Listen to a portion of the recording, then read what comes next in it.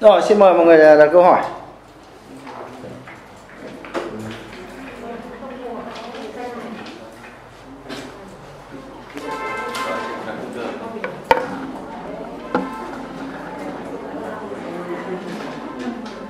Nhưng mà mới có mấy người làm OKR thôi mà. Đúng rồi, nhưng mà người thi hết rồi. Nhưng mà thường phải có trải nghiệm mới ra được câu hỏi. Không, nhưng mà bởi vì mọi người thi và mọi người đều làm cái bộ OKR gắn theo OKR của cấp trên hết. Nhưng mà mọi người có trải nghiệm làm được bộ OKR như thế nào. Có câu hỏi số 15. 15 à?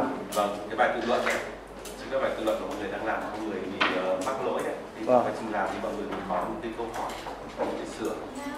Đó, mọi người thoải mái hỏi đi, giơ tay. Ai hỏi trước nào? Lại cụp mắt rồi. Đâu? Giơ tay. Ok. Thầy ơi, có một câu hỏi ạ. Khi mà làm OKR ấy ạ, thì thực tế là trên OKR thì mình sẽ có khoảng 3 đến 5 mục tiêu đúng không ạ? Thế nhưng mà 3 năm kỳ sao chứ? 3 năm kỳ với nhau để phục vụ cho một cái mục tiêu của mình ý. Thế nhưng mà trong quá trình làm việc thì có thể là mình sẽ có cả những công việc khác mà nó không phục vụ cái đó. Nhưng có đâu đó thì mình vẫn phải làm ấy. Thì lúc đấy thì mình sẽ là phân bổ thời gian cho cái việc đó hay là mình sẽ từ chối với cái công việc đó? Ví dụ việc gì? Việc gì mà phải làm mà nó không nằm trong OKR, ví dụ đi.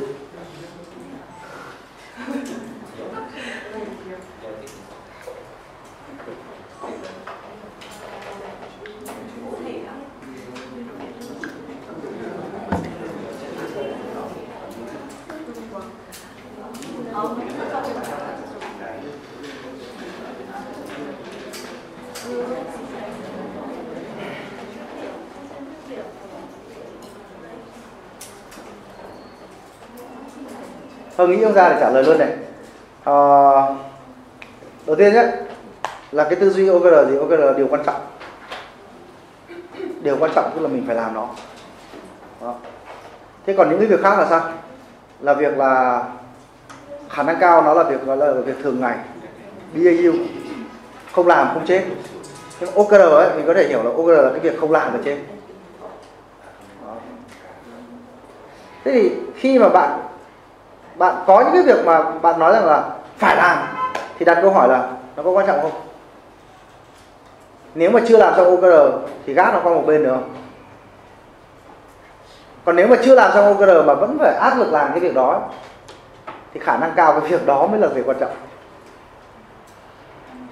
Nó giống như bây giờ trong cuộc sống mình nhá, mình có rất nhiều thứ làm đúng không? Làm đúng không? Học hành này, làm việc này, chăm con này, đi chơi này, vân vân. Nhưng khi mình đặt ra một cái mục tiêu lớn, chẳng hạn như là mục tiêu dậy sớm của tôi đi, thì tự dưng những cái việc còn lại nó sẽ phải nhường cho cái việc đó. Những cái việc như là tôi thậm chí là tôi còn phải cắt những cái việc là tôi làm việc buổi tối đi. Bởi vì nếu mà tôi làm thêm tầm đến 11 giờ ấy, là tắm rửa xong cái thứ là nó lại quá 12 giờ lại bị muộn, là sáng hôm sau lại toi rồi. Tôi phải buộc phải cắt những cái thứ kém quan trọng hơn cái việc tập thể dục và dậy sớm đi. Thế khi mà làm OKR cũng thế, là các bạn sẽ cần, cho nên là cái việc viết OKR rất là quan trọng ở cái chỗ là nếu mà các bạn viết một cách hời hợt đấy, các bạn không thực sự suy nghĩ và lựa chọn điều quan trọng ấy, hôm sau có một đống thứ khác nó đè vào thì hóa ra mấy thứ đó mới là thứ quan trọng. Còn nếu mà đã chọn được thực sự những điều quan trọng của OKR, những thứ còn lại chúng ta sẽ thấy rằng là làm sau cũng được. Làm sau cũng được. Trên thực tế nó sẽ xảy ra như vậy nếu mà chúng ta thực sự viết tốt OKR. Cái điều này là ai trải nghiệm rồi và mọi người sẽ biết. Đó. Khi mọi người viết ra rồi mọi người sẽ tập trung vào đấy. Những cái việc BAU còn lại thì mình có thể trễ một chút, thậm chí là gì đôi khi bỏ qua cũng được. Còn nếu mà bỏ qua không được, trễ không được, chắc chắn đó mới là việc quan trọng, là mình chưa đưa vào OKR rồi. Đó. Và trong cái chu kỳ đầu tiên các công ty thường là bị thế. Cho nên là mọi người mới cuối cùng là chạy đi làm việc khác để OKR lại, xong rồi nói rằng OKR không hiệu quả, nhưng mà không phải. Đấy là do chúng ta chưa lựa chọn được cái điều quan trọng vào OKR. Và khi mà OKR làm chưa xong ấy, ai đó dí cho mình việc ấy, mình nên trao đổi về cái việc là cái điều đó có thực sự quan trọng hay không, kể cả sếp. Nói các bạn một cái tip để đỡ phải nhận những cái việc phát sinh của sếp nhé. Khi mà sếp giao thêm việc mới ấy, hãy chia sẻ là mình đang làm gì và mình đang full rồi, thì sếp sẽ tự biết cân đối. Có một câu chuyện đơn giản này, một ông sếp đến gặp cô nhân viên, em ơi, em xử lý cho anh cái dự án này. Tự dưng nhân viên mặt đần thối ra bảo sếp ra đây với em tí. Đi đâu? Sếp cứ ra đây với em một tí. Thế là ra một cái bảng, nó đang có 10 cái dự án mà cái bạn đấy đang làm, và bạn bảo là em đang chạy 10 cái dự án này và hết thời gian. Cái dự án sếp vừa giao em có thể làm, nhưng mà sếp có thể bớt cho em cái dự án ở trên bảng này không? Sếp nhìn xong bảo thế thôi, cứ làm cái đấy, ta đi ta ra việc cho được khác. Mình phải chứng minh được là mình đang thực sự là mình đang sử dụng hết cái quỹ thời gian rồi, thì sếp sẽ không chèn vào nữa. Và mình hay nói như này, quy tắc của OKR là muốn thêm phải bớt. Chứ cái gì cũng quan trọng, cái gì bắt làm thì là chết rồi, là cũng không có gì thành công cả. Thì tóm lại nhé, ở cái đoạn đấy nhé, thì bạn cứ tư duy như này một cách thường xuyên là bạn giải quyết được này.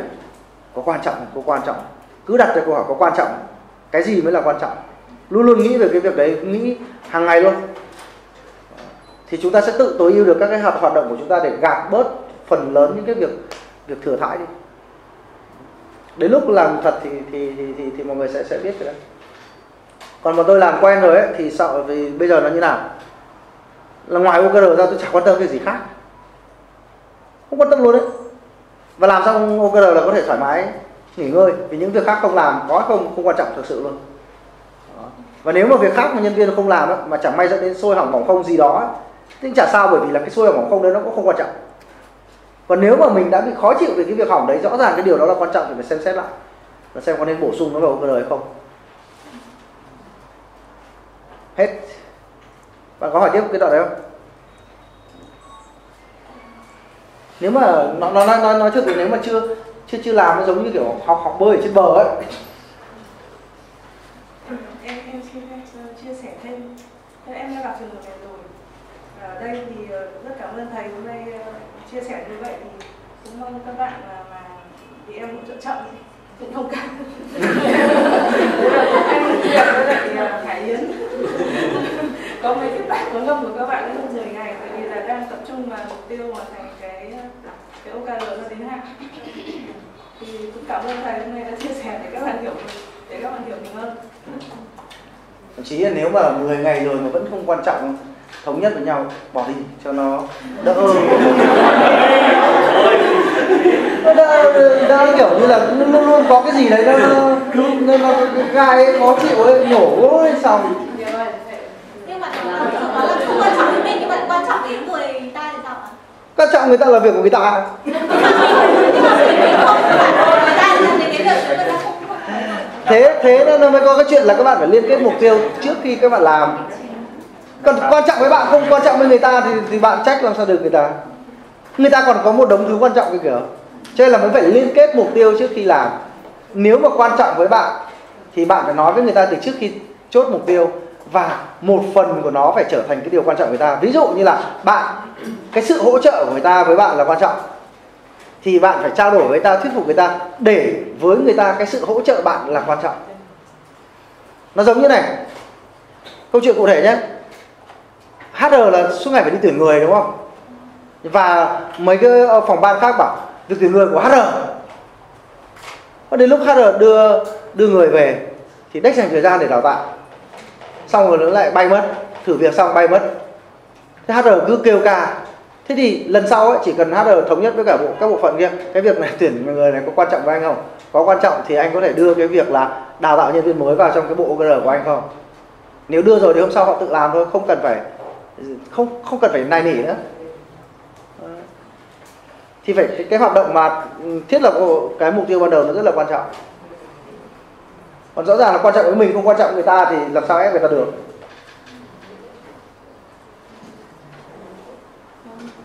Bài học về cái quan trọng và không quan trọng ấy chắc là Hạnh chia sẻ được nhỉ. Những lần trước thì Hạnh rất là kêu là truyền thông nội bộ tổ chức cuộc thi nào cũng phải kêu gào anh em, nhưng mà bây giờ đưa OKR của các anh chị quản lý là phải 100 nhân viên sao cô hiểu về giá trị cốt lõi của 100 nhân viên tuần qua bài thi về OKR. Cho nên là ví dụ như là thi về giá trị cốt lõi, các bạn ví dụ như là anh Tú anh đưa vào OKR và liên tục nhắc nhở các bạn trưởng cửa hàng, thì thậm chí và các bạn trưởng cửa hàng lại nhắc xuống nhân viên, thì như kết quả mọi người cũng thấy là 100 nhân viên bắt trước thời hạn này, có bạn nhân viên của cửa hàng lại tự đặt mục tiêu là mình phải được bao nhiêu điểm, tự bạn ấy thi lại 6-7 lần để bạn đạt được cái mục tiêu điểm đấy này. OKR của công ty là cái KR đấy là 15 tháng 5 thì mới hoàn thành hết tất cả mọi người có chứng chỉ OKR, nhưng tự các trưởng phòng đều đặt là 12, 13 để trưởng phòng hoàn thành trước. Và như thế thì Hạnh cũng không phải nhắc nhở gì, đúng không ạ? Nên là cái quan trọng cái như thầy nói ấy, là đưa vào OKR rồi thì sẽ liên kết được. Không, đúng là cái hồi xưa mà muốn giục nhân viên học cái gì giục không giục nổi, lại còn thi nữa. Đấy. Và ý chị Dung là việc của bạn bây giờ nó hơi bị ít đấy, hơi nhẹ đấy. Chả làm gì mà cũng xong hết.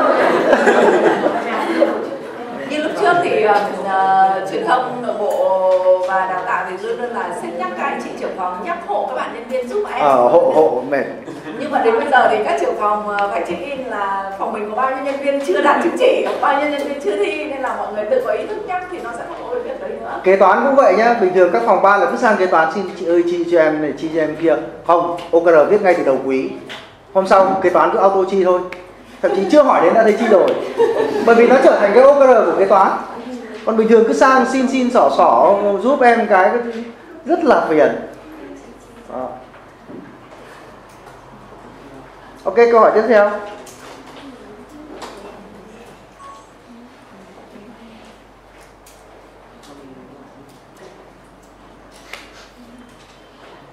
Em xin câu hỏi dành cho thầy. Cái này em thắc mắc. Tại vì em học cái video của thầy thì em thấy là để được thành công như thầy bây giờ ấy, em thấy là thầy nói tới thất bại rồi đó. Thành công với OKR thôi đúng không? Thành công với OKR bây giờ em thấy là cũng khoảng 2 clip, khoảng 2-3 video ấy, thầy bảo cái này ngày xưa đều sai, để thất bại. Thế thì em có một câu hỏi là thế làm thế nào để cho khi mà áp dụng sơ cô ấy cũng phan liền luôn.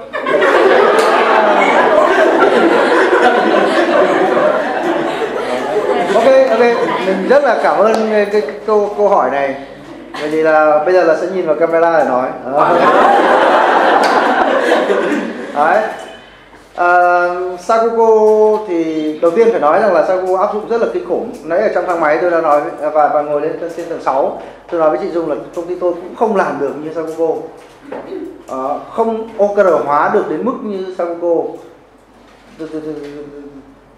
Cảm giác là vào đây là văng vẳng OKR bên tai ấy, không? Các cuộc họp nó cũng OKR các kiểu thì đấy là đầu tiên là sự quyết tâm của doanh nghiệp là rất là kinh khủng, và chị Dung thì là quá là quyết tâm. Đó. Còn nói về câu chuyện là tại sao hồi xưa bọn tôi làm thất bại ấy, thì có ông nào dạy đâu, thì mình cứ làm thôi. Đấy là cũng may là mình cũng thuộc dạng là người chăm chỉ nên là mình đọc tài liệu. Lúc đó là tôi phải đi đọc tài liệu sách về OKR thì có mỗi một cuốn thôi, là cuốn của John Doerr thôi. Còn lại tôi phải mò lên, tiếng Anh tôi không giỏi, tôi vừa với Anh Việt Google Translate tôi đi mò hết tài liệu của nước ngoài tôi đọc. Thì cuối cùng là làm thì thực ra là nếu mà so với các doanh nghiệp thì bọn tôi cũng coi là thành công trong 6 tháng đầu tiên đấy. Bởi vì là bọn tôi làm khá kỹ. Đó. Thế còn bây giờ ấy, các doanh nghiệp để mà làm thành công ấy thì ngoài cái việc là quyết tâm như sếp của Sakuko ấy thì đơn giản thôi. Các bạn nộp tiền các bạn cốt. Đây là tôi đang nhìn camera tôi nói. Đấy. Nó đơn giản, nó nhanh. Đó. Nhưng mà nó thực này là không phải doanh nghiệp nào cốt xong cũng như Sakuko đâu. Ở đây có khách mời ăn tối xa.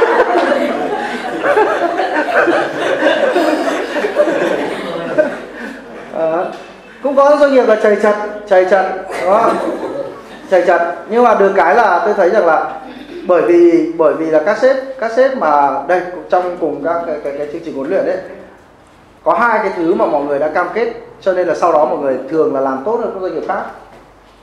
Đó, một là mọi người bỏ thời gian ra dòng dã với nhau 8 tuần, xong rồi lại 6 tuần, xong rồi về sau là mấy tháng nữa, ngày tuần sau này là lại có lại mentor này, là bọn tôi sẽ lại họp nhau trên Zoom và đặt câu hỏi này. Đó, là follow nhau liên tục này. Có những cái doanh nghiệp mà làm từ tháng 11 đến giờ bọn tôi vẫn đang hỗ trợ tiếp này.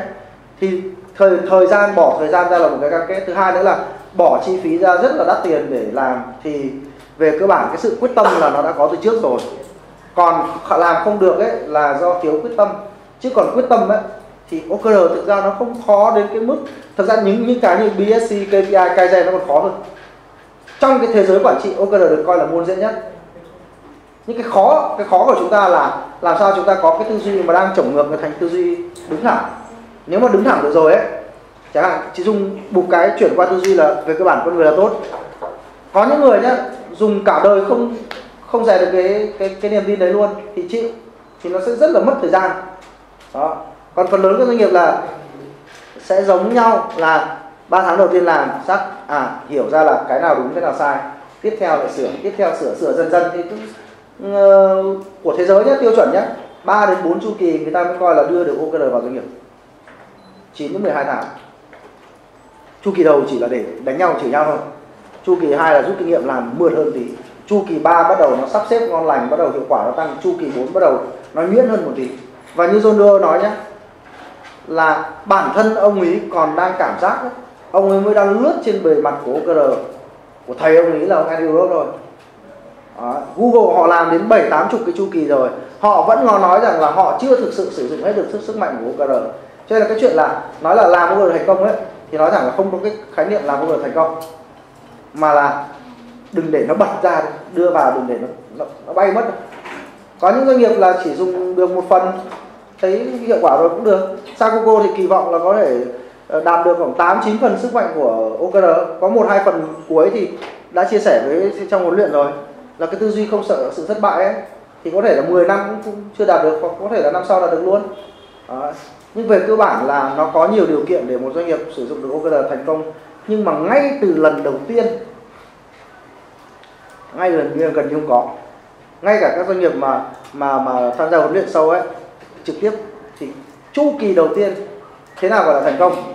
Đó là không bị nản với OKR, không bị vỡ trận, không bị hỏng và không vứt OKR đi, thì đó chính là thành công.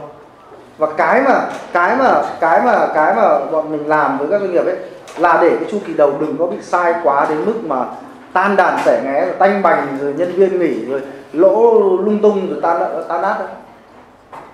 Làm sao mà tin tưởng mà lần sau làm tiếp. Và như Sakuko thì bây giờ thì chắc không thể bỏ được OKR nữa.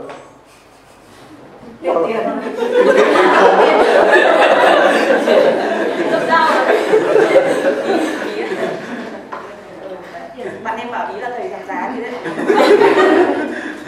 Thu xong rồi chẳng gì nữa. Thu xong rồi.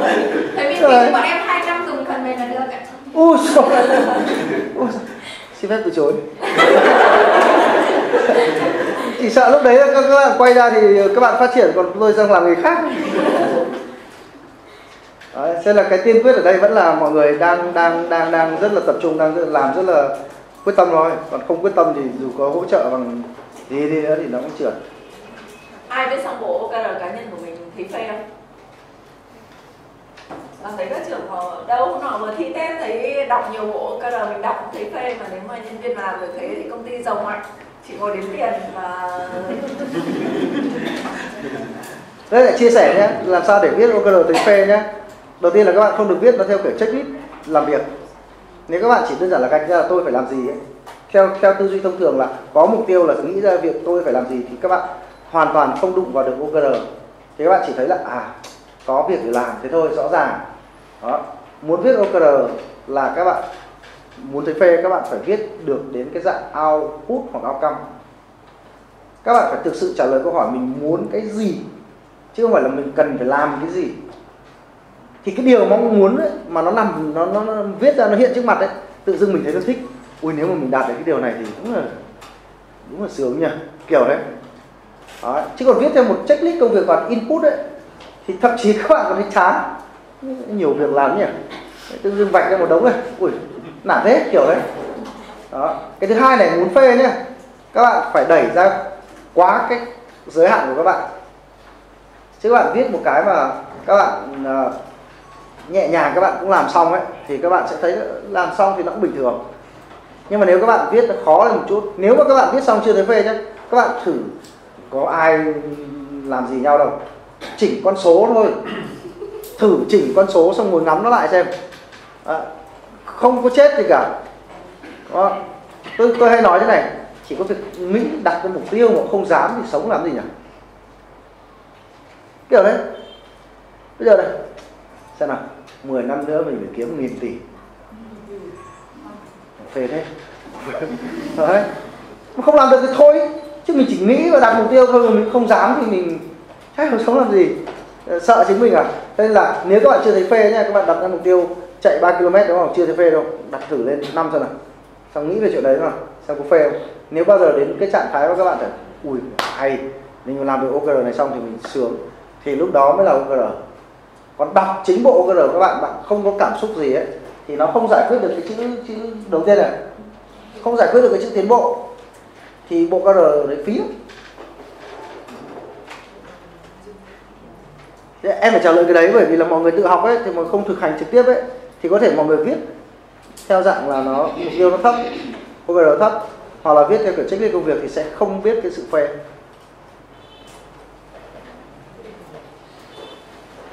Xin mời câu hỏi tiếp theo.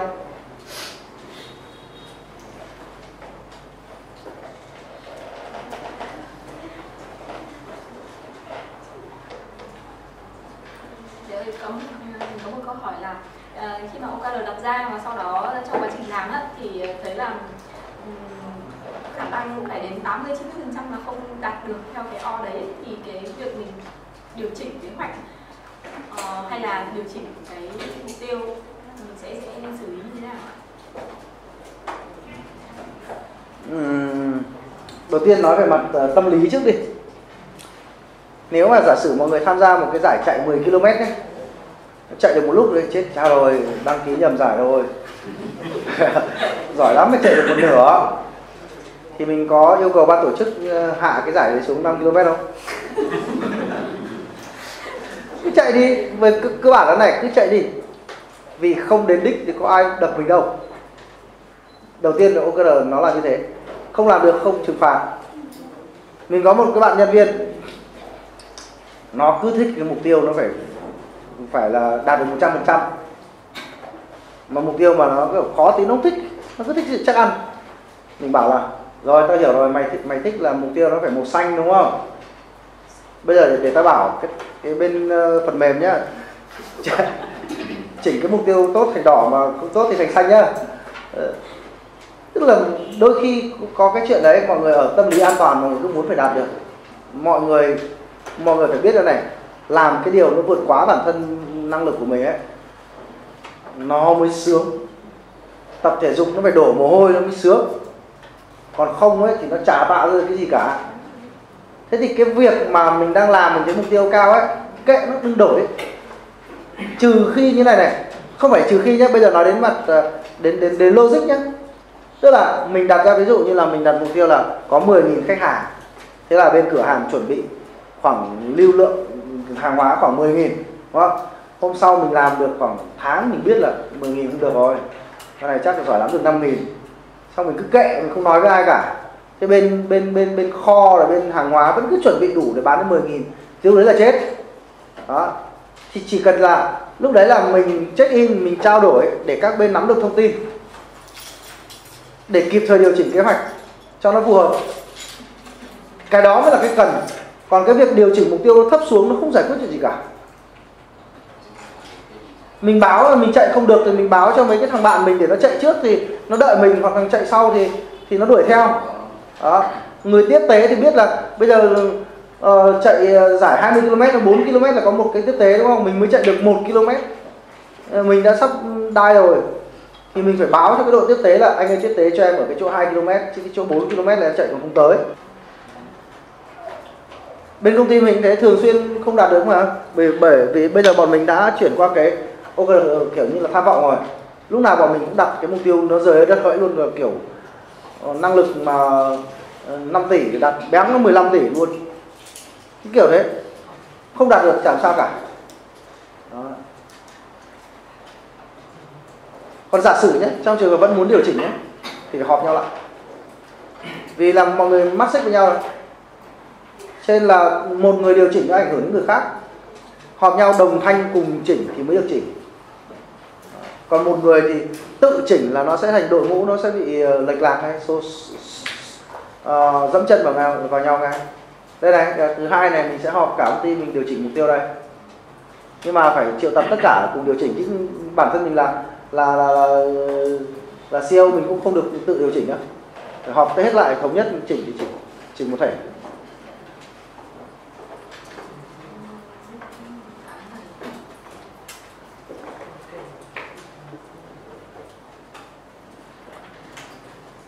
Chính ra là hay ấy. Kiểu công ty mình ấy là bây giờ tư duy là không làm được thì thôi ấy. Nhưng mà tư duy đấy không hiểu sao nó lại đi theo nó lại có cái hiệu quả là cuối cùng nó làm được rất nhiều. Nó giảm cái sự sợ hãi đấy, cứ đặt mục tiêu cao nhưng mà chính ra là các quý nó đều tăng trưởng hơn quý trước.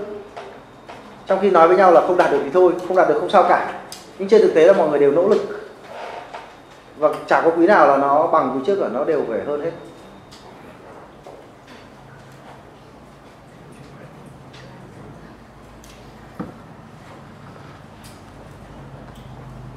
Xin mời câu hỏi tiếp theo. Cho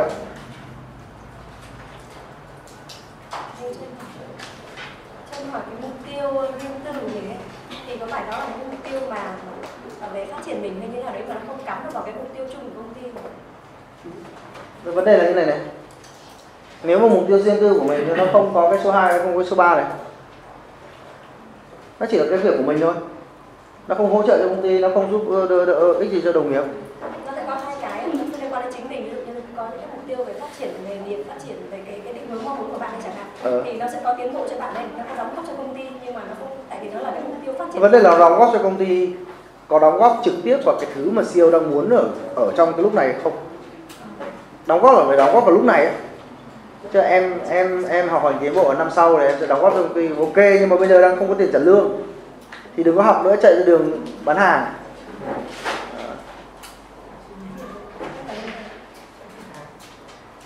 Thầy cho hỏi qua câu chuyện thầy chia sẻ với mọi người, em muốn hỏi thầy một chút là mình có nên áp dụng cái mô hình OKR trong OKR nó là mục tiêu mục tiêu. Đối với những cái mục tiêu mà mình đặt ra mà trong quá trình triển khai nó có thể phát sinh những cái công việc khác hoặc phát sinh những cái mà mình có thể áp dụng một cái mục tiêu ngắn hạn thì mình biết đó là mục tiêu trong OKR nó lộ như OKR. Cũng có đấy. Cũng có, ví dụ như là công ty digital của mình nhá, là SEO ngon nhá. Ngoài cái OKR chạy cả quý ấy, có những cái dự án là các bạn ấy đem ra, các bạn ấy làm theo OKR. Tức là cái một job của cụ thể của khách, ví dụ của Sango đi, thì các bạn ấy có thể lập OKR để làm cái job đó. Thì đấy là khi mà mọi người sử dụng OKR theo kiểu như là cái gì cũng OKR thì đúng, cái gì cũng có thể đem lên OKR, miễn là có mục tiêu thì mình có thể thiết lập thêm các cái key result để cùng làm. Cái xương sống chính sẽ là cái 3 tháng đấy, nhưng mà trong đó có một cái tuần nào đó mình có một mục tiêu.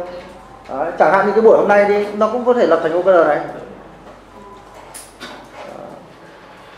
Buổi hôm nay là thoải mái đến nói chuyện thôi, mình không có đo cái gì là mình đã đạt được cái gì cả. Nếu mà làm kỹ thì mình sẽ đo, nhưng mà thực ra thì thế nó cũng hơi quá.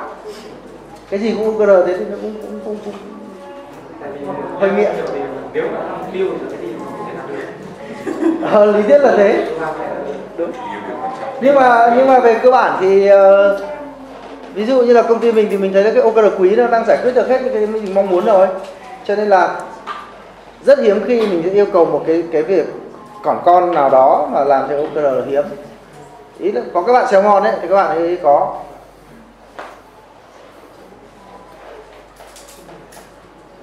Nhưng cái anh nói hay đấy, nó là tư duy OKR đấy. Cái gì nó cũng OKR, không có mục tiêu là OKR. Con cái nó học hành mình cũng có thể đưa ra 3 cái chỉ số nào đấy để cùng đạt được.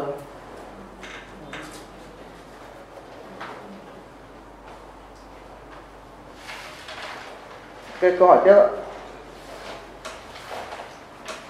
Vâng, mình có xin một câu hỏi với thầy là hiện nay là mình đang quản lý 15 nhân sự. Nếu mà mình tính ra là mỗi 1 giờ mình check in nữa hả? Vâng, thì là mất 15 tiếng. Đây là check-in với xếp Dung nữa. Và mình thất mình mất là 16 tiếng tương ứng với 2 ngày. Thế thì cái giải pháp và cái kinh nghiệm của thầy nhìn về cái việc check-in là một nhân sự đông như vậy thì có cái giải pháp nào không ạ?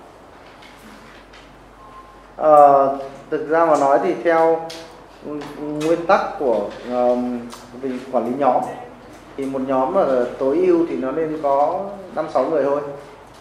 Nó giống như một tiểu đội trong quân đội, nó thậm chí nó có 4 người. Đấy, thì ngoài ra thì ông Jeff Bezos của Amazon ấy, ông ấy có một cái quy tắc khá nổi tiếng gọi là hai cái bánh pizza. 2 bánh pizza là một nhóm không nên quá là 12 người. Thì thực ra là nếu mà theo những cái tiêu chuẩn đó ấy, thì anh đang bị overload, anh đang quản lý nhiều quá và nó sẽ giảm bớt cái hiệu quả đi. Đó, anh sẽ không còn thời gian anh lắng nghe hỗ trợ từng người nữa. Thì nó có, theo em thì nó nên là một là anh có thể là có 2 cái bạn quản lý để giúp anh quản lý mỗi bạn một nửa nhóm. 2 nữa là anh có thể giảm bớt cái lượng anh phải quản lý đi. 3 nữa là anh chỉ có ăn và check in thôi.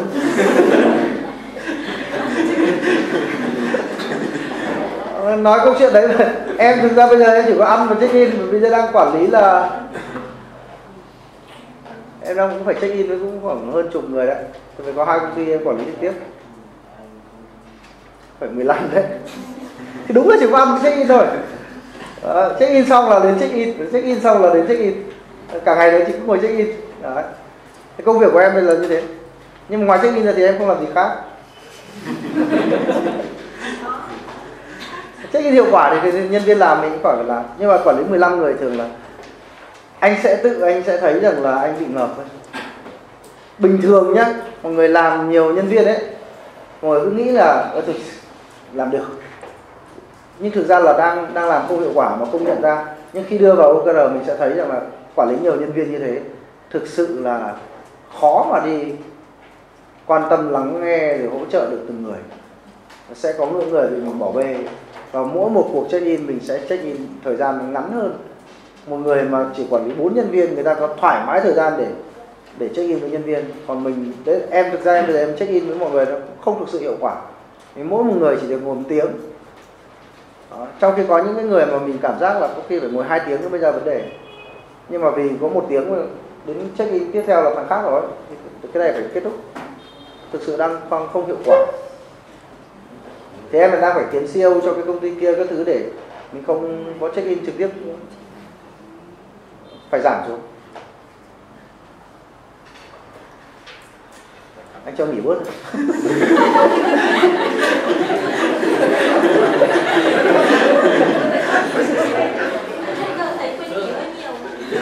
Nếu mà số đẹp là đi mất lửa đấy.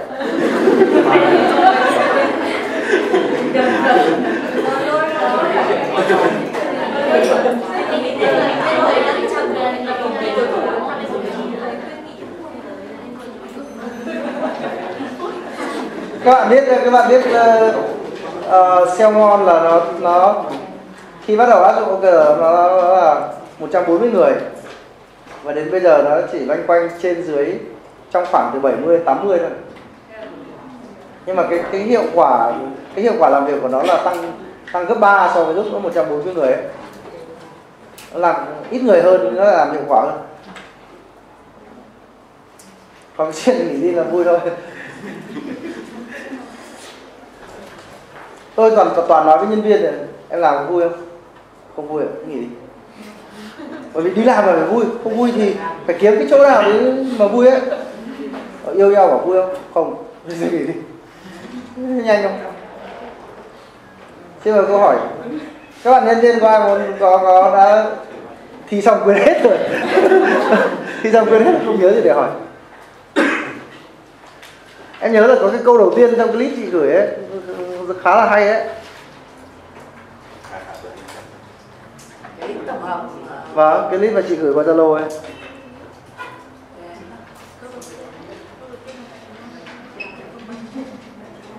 Đầu tiên là tại Việt Nam đang có bao nhiêu công ty áp dụng OKR thành công nhỉ ạ? Chỉ câu thứ 2 chứ là chứ. Câu thứ 2 là để câu đầu tiên Câu thứ hai. Câu thứ hai. Không, câu đầu tiên là cái danh sách này là danh sách tổng hợp này của Hạnh rồi, Hạnh đọc đi em. Vâng, câu đầu tiên đấy là tại sao nói OKR là đại diện của những gì phù hợp với thời đại mới. À đấy đúng, mình đọc câu đấy mình thấy. Quản trị tiếp theo và các nhà quản trị cần nghiêm túc nhìn nhận và nghiên cứu.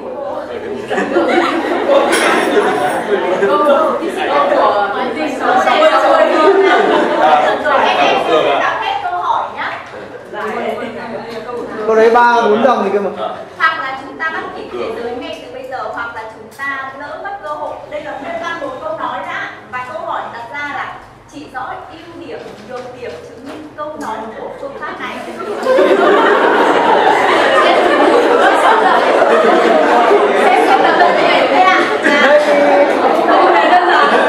Có mấy điểm đấy hả?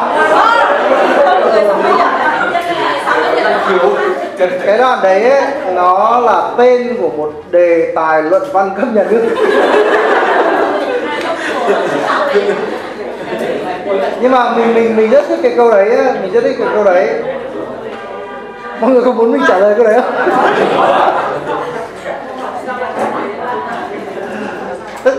Tức là như này, để giải thích với các bạn ấy, tại vì là nó đang có một cái làn sóng mọi người nói là OKR là cái này cái nọ các thứ, đúng không? Rồi ai không làm ở trong Đà Nẵng có một bác có chủ tịch hiệp hội doanh nghiệp vừa và nhỏ đứng trước hiệp hội, bác bảo thời này mà còn làm KPI ấy, nó gọi là gì?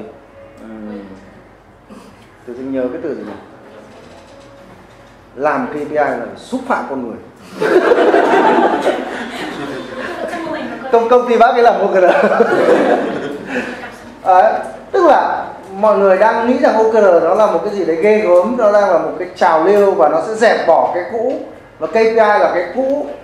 Và thậm chí là bây giờ là những người chuyên môn về KPI sẽ oánh những người làm OKR như tôi chẳng hạn như thế. Hoặc là những công ty đang làm KPI và BSC rất thành công thì quay ra nói rằng là những công ty làm OKR chỉ là theo trend các thứ, đúng không? Thế thì đầu tiên phải nói là trước khi mọi người nói về cái gì đó, tôi nhìn vào camera tôi nói, trước khi nói về một cái gì đó là phải tìm hiểu về nó. Đấy, chứ mọi người nghe đồn. Thế đầu tiên nhé, đầu tiên khẳng định OKR nó không phải là cái mới. Bởi vì xét về tuổi đời ấy, nó còn lớn hơn cả, nó còn già hơn BSC. Nếu không nhầm, không nhớ BSC bao giờ, OKR là 1970 là Intel họ làm rồi. Đấy. Năm 1999 là Google dùng rồi. Và trong cái khoảng từ 1999 đến 2010 là các doanh nghiệp ở thung lũng Silicon dùng rất nhiều rồi, nhưng mà thế giới không biết. Bởi vì họ không có dạy dỗ để không viết sách. Đến mãi về đến 2015, 2016 nó mới có sách vở. Thì bắt đầu người ta mới hiểu, bắt đầu người ta mới đào tạo nhau. Và những cái người mà làm ở thung lũng Silicon ấy, họ đi khởi nghiệp, họ đi khắp nơi thì họ mang theo cái OKR. Tức là nó không phải là một cái nó mới là do chúng ta không biết nó. Đấy là cái thứ nhất. Cái thứ hai này là OKR hay KPI gì ấy, nó cũng đều bắt nguồn từ quản trị mục tiêu. Mà cái đấy nó có từ năm 1950. Từ tận 1950 nó có quản trị mục tiêu. Vấn đề là lúc nãy mình có nói, nhưng mà các bạn đến sau có thể chưa biết, đó là mọi người, các doanh nghiệp sử dụng sai cái quản trị mục tiêu nguyên bản của cha đẻ của quản trị là ông Peter Drucker sử dụng sai rất nhiều. Trong đó cái sai đặc biệt đó là mục tiêu thì nên mỗi người nên tự thiết lập, thì các công ty là mục tiêu là do sếp giao. Thì Peter Drucker không nói rằng là chúng ta phải giao mục tiêu cho nhân viên, mà là mỗi người nên có mục tiêu. Và đẹp nhất các cái công trình nghiên cứu thì đó là tự ra mục tiêu. Nhưng vấn đề là KPI hay là BSC cái thứ ấy, thì chúng ta dùng nó còn chưa đúng. Nó còn chưa đúng. Và nếu mà chúng ta tìm hiểu sâu về KPI ấy, nó cũng bảo là KPI. Các bạn tin được KPI nó không áp dụng đến cấp nhân viên đâu. KPI nó không áp dụng cấp nhân viên. KPI là câu chuyện của các lãnh đạo cấp cao. Nhiều thứ chúng ta hiểu nhầm về các cái mô hình quản trị nên là làm nó cũng không thực sự là chuẩn. Thì cái còn OKR ấy thì đặc thù nó này, nếu mà làm sai nó không hoạt động. Nếu làm sai nguyên lý nó không hoạt động, nó tan luôn, nó sẽ bị tẩy chay, nó sẽ bị ghẻ lạnh luôn. OKR nhé, nếu mà không để nhân viên tự viết mà sếp viết hộ ấy, thì đảm bảo chỉ được đôi ba tuần thôi nhân viên sẽ rất ghét cái bộ OKR này. Nhân viên sẽ không ghét KPI nhưng sẽ ghét OKR. Bởi vì KPI nó còn gắn với tiền. Cho nên dù ghét vẫn phải làm để còn được tiền. Nhưng OKR thì nó lại tách khỏi cái phần tiền nong. Nên là có những cái bộ OKR các bạn thấy thi OKR có được ai cho đồng tiền nào đâu. Học giá trị có lo có ai cho đồng tiền nào đâu.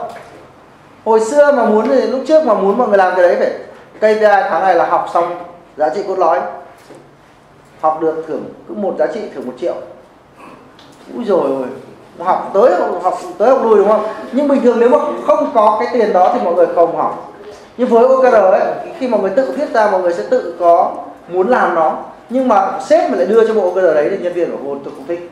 Cho nên OKR nó có một cái rất là dã man là nếu không làm đúng nguyên lý thì nó sẽ không thành. Đó. Và nó sẽ nhìn rất rõ luôn là không làm được. Còn KPI MSC ấy thì là đôi khi là thác đổ. Đôi khi thực ra nếu mà làm chuẩn nhất thì cũng không được thác đổ. Nhưng mà chúng ta hay làm thác đổ. Và nhân viên đi làm đã có một thói quen hàng chục năm nay, hàng trăm năm nay cái thứ đó là gì? Sếp giao thì phải làm. Sếp giao phải làm dù không muốn, dù là sáng nay dậy phải đi làm thì vẫn phải làm. Còn với OKR nhé, không thích nó không làm. Bởi vì có tiền ở đấy đâu. Đó. Thế thì gọi là quản trị hiện đại thì nó cũng được, nghe cho nó oách. Nhưng mà mình thì mình thích cái từ là quản trị đúng hơn. Làm OKR là làm quản trị đúng. Và muốn làm nó đúng thì phải một loạt các tư duy khác phải đảo đã. Cho nó đúng đã thì mới làm được cái OKR. Đó. Thì công ty nào mà muốn làm OKR thì nó lại không phải là hiện đại, mà phải quay trở lại quá khứ để học lại từ năm 1950 của mấy cái ông tổ về quản trị ấy. Ông ấy nói về quản trị đúng như nào để làm như thế. Còn 70 năm nay là ai đó làm sai rồi thì không biết. Nó không phải là cái mới, nó không phải là cái trào lưu. Nó chỉ là OKR là cái thứ mà nó thể hiện rõ nhất các cái nguyên lý về quản trị và đã bị lãng quên lâu nay rồi. Hết rồi, nghe hiểu không? Còn mình thì mình đang rất sợ là biến thành một cái trend, một cái xu hướng, sau đó mọi người tìm hiểu nó không kỹ rồi lại vứt bỏ nó đi đến là phí. Câu hỏi 60/60 của người chuyên gia OKR trả lời nên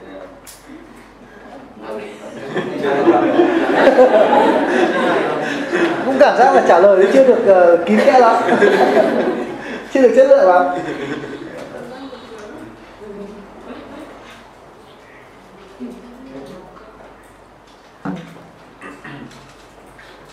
Còn ai có câu hỏi tiếp không ạ?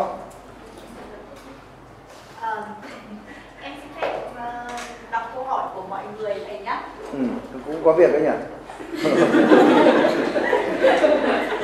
Ở đây thật ra thì trong cái phần tổng hợp mà vừa rồi thầy trả lời cũng sẽ giải đáp được khá là nhiều các câu hỏi của anh chị em ở đây rồi. Một số câu hỏi mà thầy vừa gợi ý, ví dụ như là của bạn Cường đây đấy thì đã được giải đáp rồi. Thì song song với đó thì cũng sẽ còn một số câu hỏi.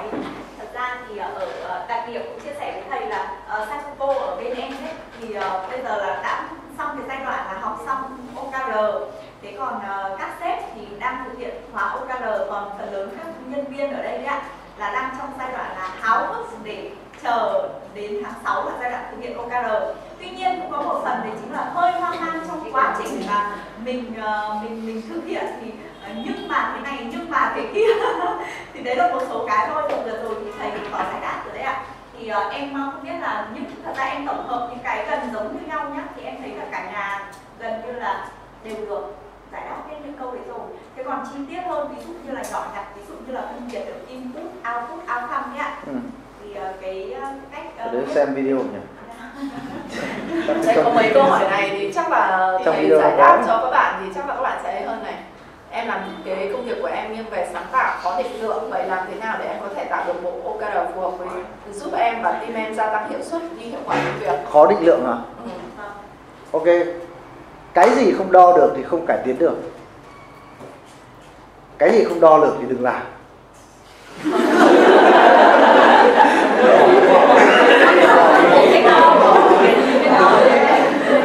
Sáng tạo cũng đo được. Sáng tạo cũng phải đo. Và cứ nộp cho sếp, em thấy nó đẹp rồi, sếp bảo xấu. Thế bây giờ đừng nghe cái gì. Designer cũng phải đo. Đo bằng cái gì?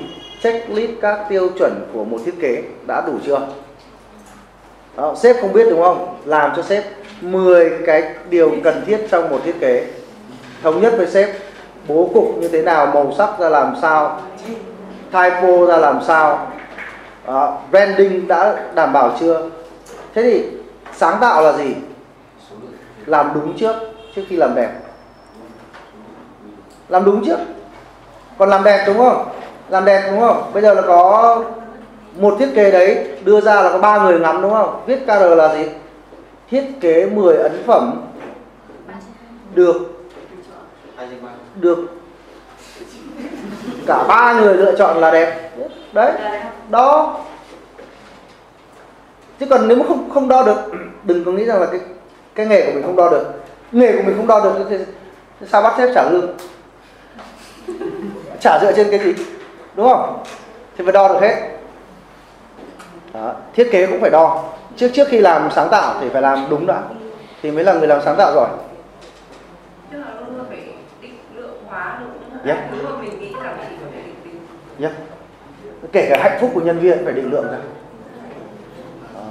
Thế thì cái này là KPI. Thì đúng, KPI nó cũng quan trọng con số mà.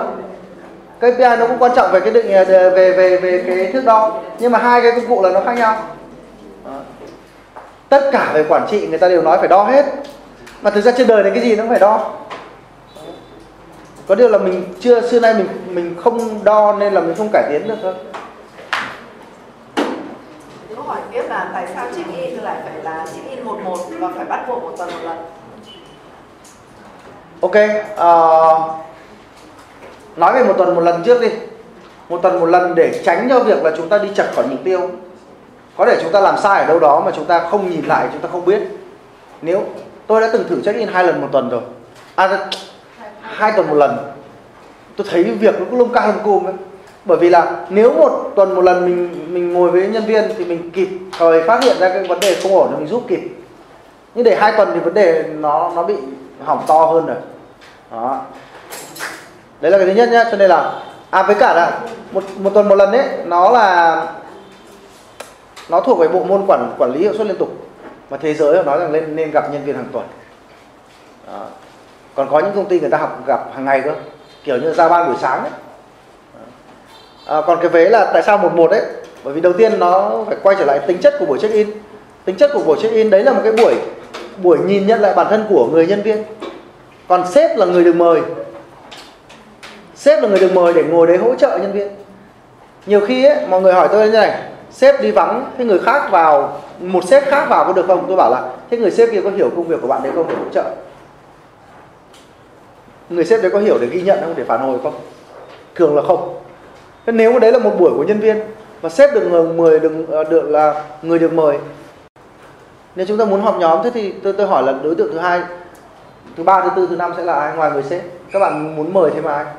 Rõ ràng là các bạn chỉ muốn mời người sếp đấy thôi, đúng không?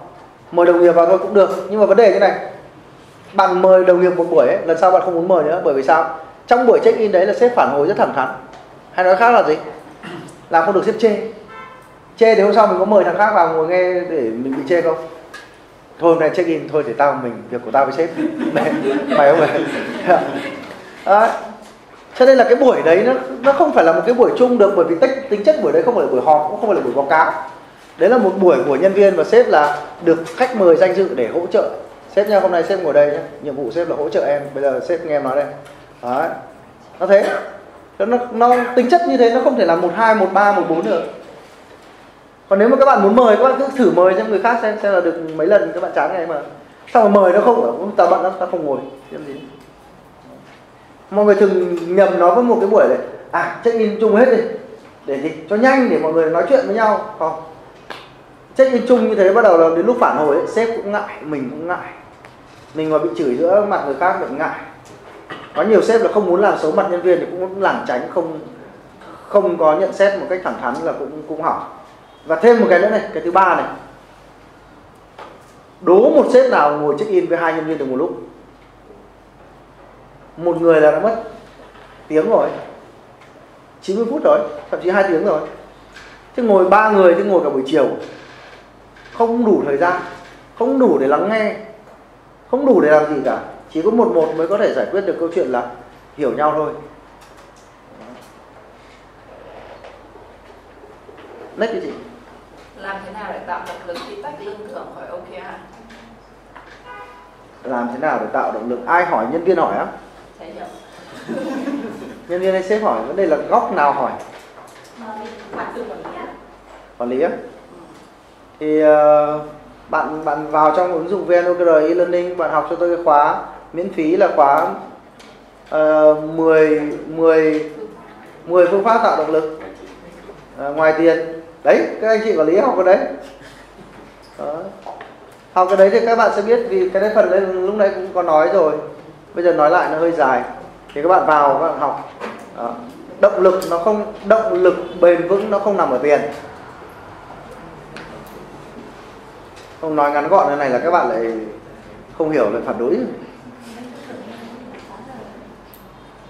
Thôi cứ học. Nếu mà làm quản lý mà muốn, một trong 4 cái chức năng của quản lý đó là thúc đẩy nhân viên, cung cấp động lực. Muốn làm quản lý tốt thì học cái khóa đó. Còn nếu không muốn học ấy, nói thực, chỉ cần tập trung vào check in là động lực, là có động lực. Hết rồi đấy ạ. Còn như các cái nội dung kia là thầy đã trả lời trong cái phần kia rồi. Mọi người ai còn câu hỏi gì muốn hỏi thầy nữa không ạ? Free chỉ đến thế thôi. Free à?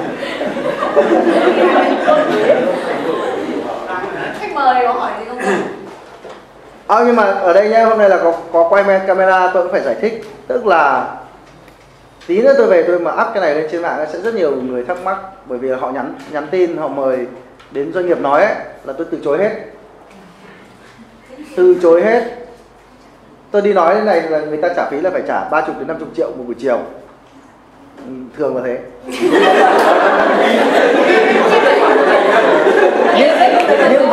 Nhưng vấn đề là tôi chối hết. Tôi bảo với họ là tôi không thích đi hát. Tức là gì? Nếu doanh nghiệp chưa làm OKR, sếp chưa quyết tâm ấy, tôi đến tôi nói buổi về người ta quên hết, thì tôi giống như là ca sĩ đi hát ấy. Tôi